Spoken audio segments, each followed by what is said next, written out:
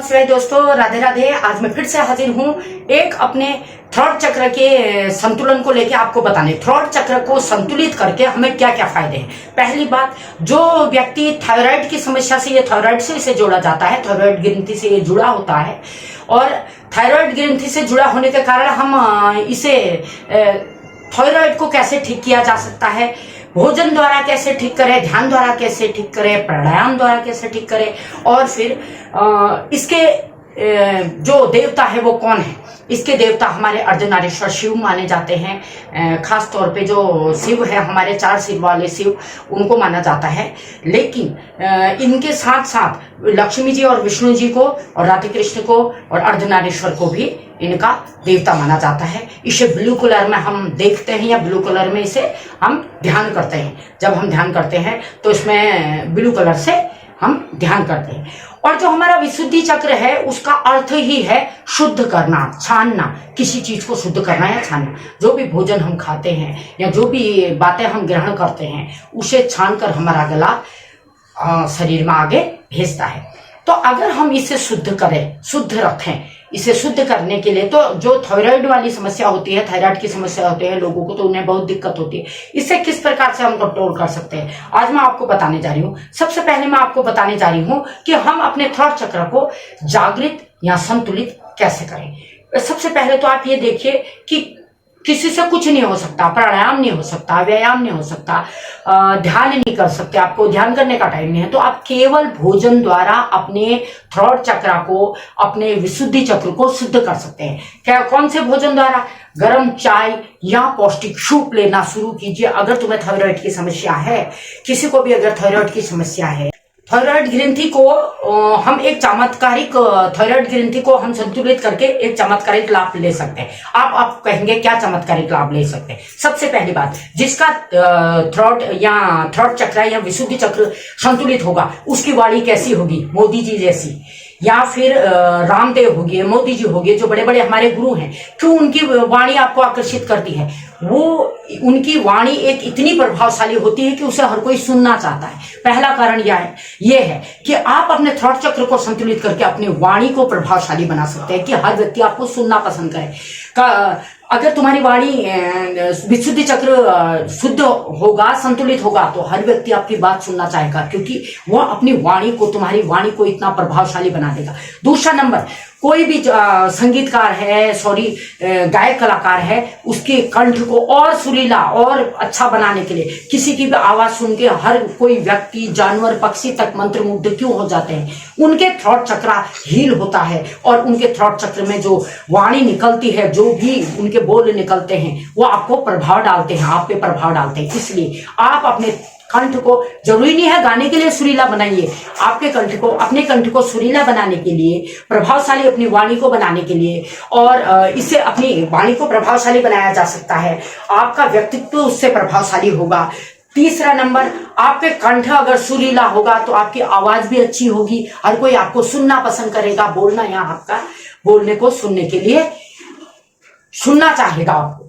और एक चमत्कार इसका और भी है कि अगर आपका थ्रोट चक्र संतुलित होगा तो आपको थायराइड की समस्या नहीं होगी। जो थायराइड ग्रंथि होगी वो कंट्रोल में रहेगी, और आप अपनी वाणी से, वाणी का संबंध, जो हमारा विशुद्धि चक्र है, विशुद्धि चक्र का संबंध तंत्र से भी जोड़ा जाता है। विशुद्धि चक्र और मूलाधार चक्र को तंत्र से जोड़ा जाता है। किसी भी प्रकार के तंत्र में तुम अगर फंस गए हो तो आप केवल अपने विशुद्धि चक्र को संतुलित कर लो, उससे भी आपका प्रभाव कम हो जाएगा। अगर किसी ने आपका विशुद्धि चक्र कंट्रोल कर लिया या फिर आपके विशुद्धि चक्र को ब्लॉक कर लिया, तो आप गाली गलौज करना सीख जाएंगे, पूरी वाणी बोलेंगे, कोई आपको सुनना पसंद नहीं करेगा, कोई आपसे बोलना पसंद नहीं करेगा। भले ही आप अच्छी बात करने जा रहे हैं, लेकिन कोई आपको सुनना पसंद नहीं करेगा। आपसे लोग कटने लगेंगे, आपसे लोग दूर भागने लगेंगे, आपको लोग पसंद ही नहीं करेंगे। इसलिए अपने थ्रोट चक्र को संतुलित कीजिए। किस प्रकार से हम इसको संतुलित कर सकते हैं? सबसे पहले भोजन द्वारा। भोजन में गर्म चाय और पौष्टिक सूप और जामुन, नीले कलर के, नीले, मैंने जैसे आपको बताया, नीले कलर को ये प्रेजेंट करता है। नीले कलर, जैसा नीला कलर मैंने धारण किया है, नीले कलर के जामुन हो गया, और नीले कलर के भोजन में नीले कलर के जो भी भोज्य पदार्थ हमारे होते हैं उनका सेवन बढ़ा दीजिए। ठंडा भोजन मत करिए, और गर्म जाड़ों में तो गर्म पानी पीजिए ही पीजिए। अगर तुम्हारा थ्रोट चक्र अवरुद्ध है या थायराइड की समस्या है या फिर आपकी वाणी प्रभावशाली नहीं है तो आपको ये चीजें करनी है। अगर चाय नहीं पीते तो पौष्टिक गर्म सूप पी लीजिए, गर्म पानी लीजिए जाड़ों में। और जो गर्मी के दिन है, गर्मी के दिन में भी ठंडा पानी अवॉइड करके नॉर्मल पानी पीजिए। अब आया भोजन द्वारा, तो आपको मैंने समझा दिया, केवल साधारण तरीके से आप इसको कंट्रोल कर सकते हैं। अब भोजन द्वारा करने के साथ साथ आपको, माना आप गर्म पानी पीना पसंद नहीं करते, आपको सूट नहीं करता, आपको ठंडा पानी पीना ही है, ठंडा पसंद करते हैं, आप आइसक्रीम खाना पसंद करते हैं, तो आपके पास दूसरा तरीका आता है प्राणायाम द्वारा। प्राणायाम द्वारा आप कैसे कर सकते हैं? प्राणायाम द्वारा कहा जाता है कि प्राणायाम में विशुद्धि चक्र जो तुम्हारा वो 16 पंखुड़ियां वाले कमल को प्रेजेंट करता है। तो 16 चक्र जो 16 पंखुड़ियां कमल की जो दिखाई जाती हैं वो इसलिए दिखाई जाती हैं तो होती है। तो 16 कलाएं जिस व्यक्ति के कंठ में होंगी वो इतनी कलाएं होंगी कि छोटे बच्चे को भी अपनी वाणी से प्रभावित कर लेगा, किसी बुजुर्ग से मिलेगा उसे भी अपनी वाणी से प्रभावित कर लेगा, या किसी प्रोफेशनल कार्य के लिए कहीं जा रहा है तो वहां वो अपनी वाणी इस तरह से रखेगा कि वहां भी हर किसी को प्रभावित कर लेगा, तो उसका जीवन तो स्वाभाविक ही प्रभावशाली हो ही जाएगा। इसलिए आपको प्राणायाम द्वारा इसे कैसे प्रभावशाली बना सकते हैं? प्रभावशाली इस प्रकार बना सकते हैं। तो प्राणायाम में आपको करना क्या है? खास तौर पे जो 16 कलाएं आपको आ जाएंगी अगर ये प्राणायाम आप करेंगे तो। यह संगीत के 16 सुरों को भी रिप्रेजेंट करता है, जो 16 पंखुड़ियों वाला कमल होता है, और 16 कलाओं को भी, व्यक्ति के 16 प्रकार की कलाओं को भी रिप्रेजेंट करता है। तो वो 16 कलाएं आपको स्वाभाविक ही मिल जाएंगी अगर आप ये कुछ मुख्य प्राणायाम करेंगे। इसमें आपके सारे खास तौर पे आते हैं, जैसे अगर प्राणायाम आप कर रहे हैं तो उसमें आपका आता है सर्वांग प्राणायाम में, तो आपके आएगा, एक मिनट रुकना। प्राणायाम में मुख्य माना जाता है विशुद्धि चक्र को शुद्ध करने के लिए उज्जैन प्रणाम। उज्जैन प्रणाम को किस तरीके से करते हैं, कैसे करते हैं, इसका एक अलग से वीडियो मैं आपको डालूंगी, लेकिन आप नेट में भी सर्च करके आप देख सकते हैं उज्जैन प्रणाम कैसे किया जाता है, और अच्छी तरह उसकी प्रैक्टिस करने के बाद उस प्राणायाम को करें। और भ्रामरी 2 प्राणायाम मुख्य रूप से ऐसे हैं जो तुम्हारी 16 कलाओं में तुम्हें निपुण बना सकती हैं। आपको 16 कलाओं के साथ साथ 16 प्रकार के स्वरों में भी निपुण कर सकती हैं। केवल आपको उज्जैन प्राणायाम और भ्रामरी प्राणायाम में से एक को चुनना है, या फिर आप दोनों को भी कर सकते हैं अपने समय अनुसार।